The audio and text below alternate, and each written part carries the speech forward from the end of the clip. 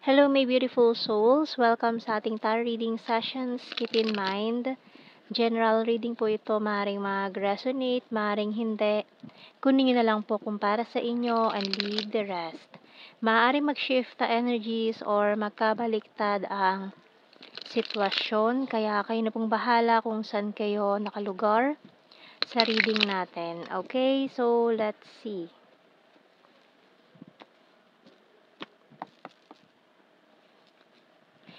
Wow! So, we have here a 10 of Pentacles.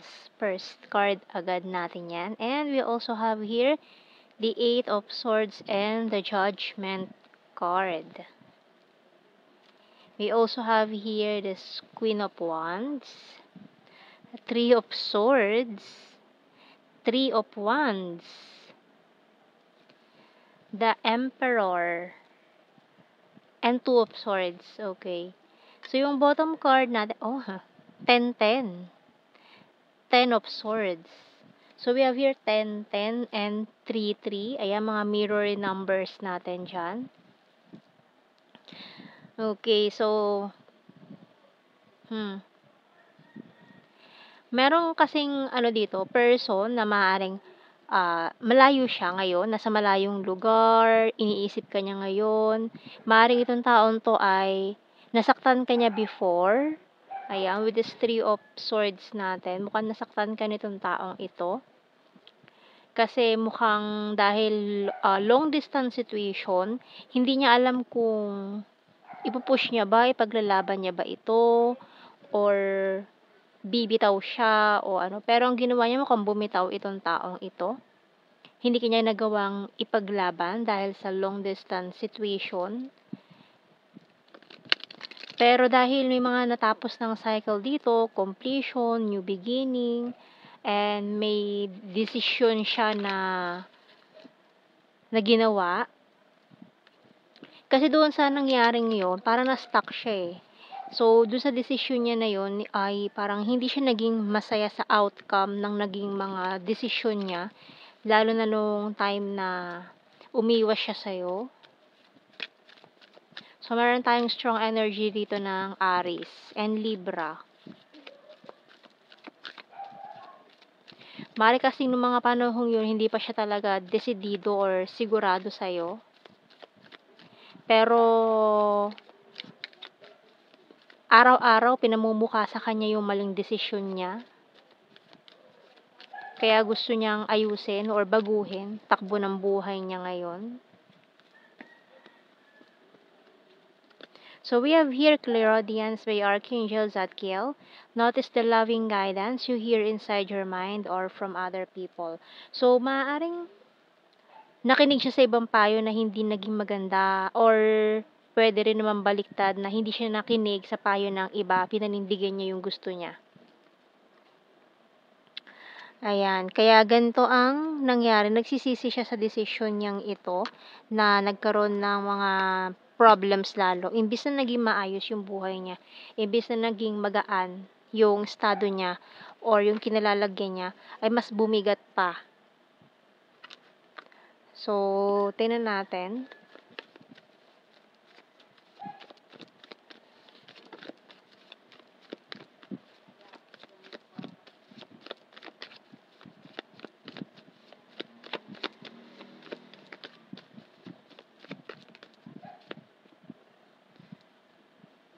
Okay, coins. So, dahil nga nag-juggling itong taon to, undecided, talagang hindi talaga siya sigurado pa ng mga panahong 'yun. Naguguluhan siya kung ano ba.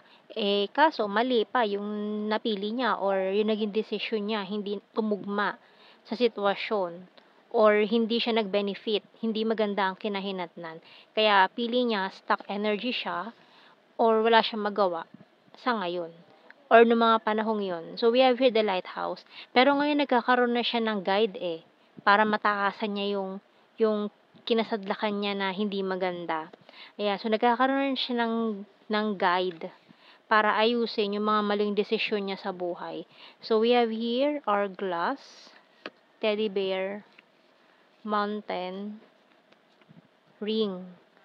Okay, so maaaring for some of you, itong taong ito ay muntikan na or ano siya nagkaroon ng engagement with someone else, may pinili siya or munti ka na siyang ikasal pero hindi natuloy.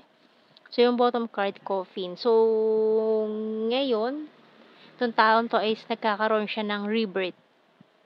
Ayan, or new beginning. Mga bagong simula. Maraming mga nag-end with this 10-10 energy natin dito.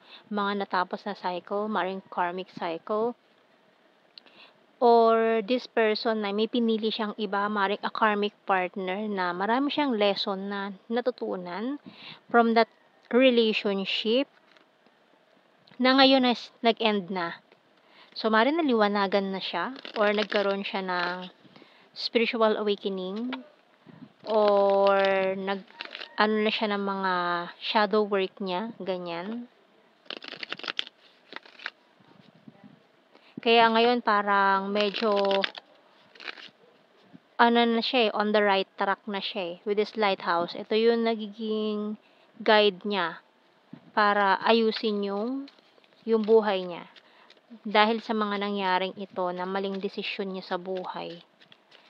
Ayan. So, tingnan natin ang mga tarot messages, oracle cards. I'm honest to you. I will start to save money. So, may mga pinag-iipunan tong taon to. Marami siyang plano. And I watch you from afar. So, yun na nga, dahil long distance situation, pinagmamasan ka niya from afar.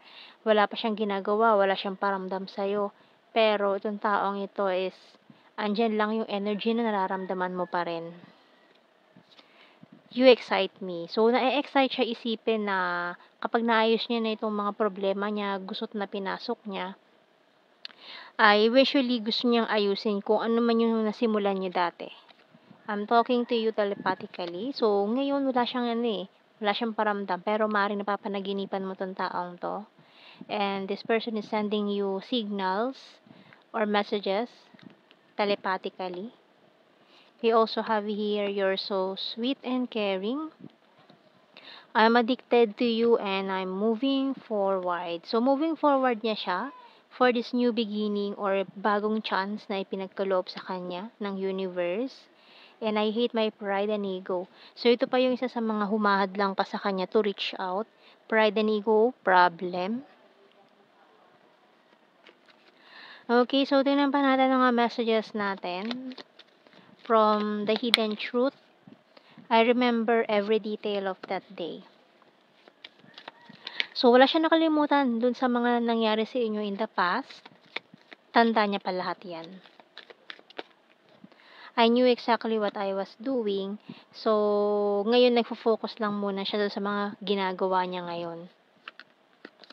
I wish I could take back my words. So, ayan nanghihinayang siya, nagsisisi sa mga nasabi niya sa'yo na maaring words of rejection. Kaya na nasaktan ka nitong taong to in the past. Maaaring tinanggihan ka niya, yung love offer mo, hindi niya tinanggap, may pinili siyang iba, mga ganyan. And I feel you leaving me behind. Finding out the truth crushed me. So, nung nalaman niya yung totoo, maaaring yung taong about doon sa taong pinili niya, parang gumuho lahat ng mundo niya yung binuo niyang pundasyon, lahat nabaliwala. Lahat ng effort niya ron sa taong yun na pinili niya or doon sa desisyon na ginawa niya, lahat ng effort niya nabaliwala. I replay your conversations over and over. So, binabalikan niya talaga yung mga messages niyo. I hide behind material things kasi siguro nag-focus siya sa material things, sa career niya, sa mga taong tumutulong sa kanya para ma-reach yung mga goals niya. And I will wait for a sign from you. So, naghihintay siya ng sign or maaaring response doon sa mga energy na sinasend niya sa'yo, sa mga telepathic messages. Ayan. Kasi parang feeling niya wala pa siyang nare-receive na confirmation or reply.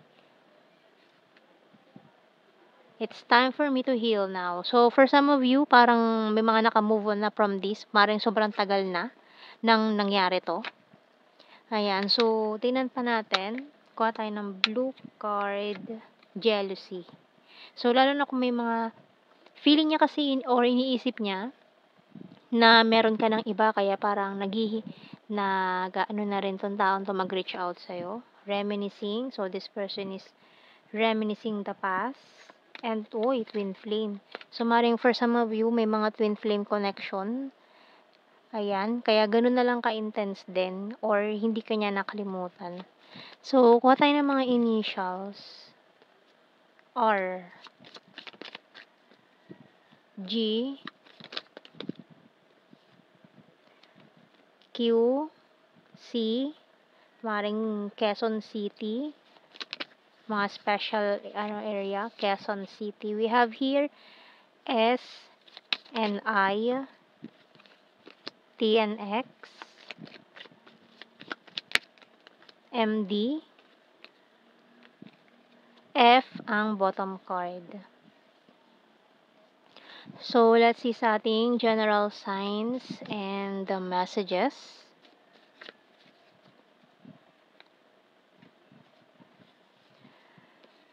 So, we have here Visayas. Sword is air sign, Gemini, Libra, Aquarius. Flower farm. Aries. Mountain card. So, ayan, no?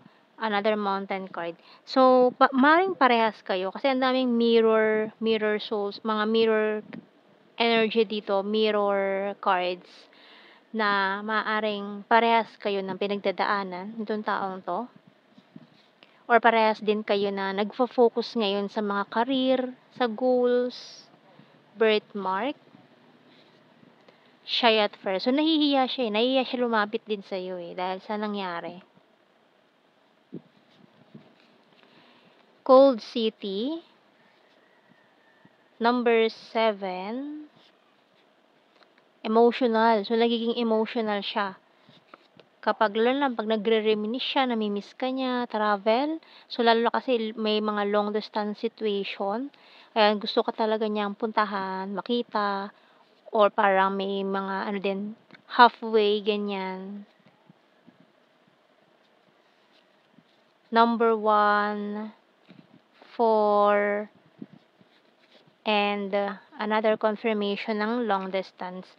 So, yan ang ating reading, my beautiful souls. Thank you for watching. Take care and God bless. See you in our next reading, guys. Bye-bye.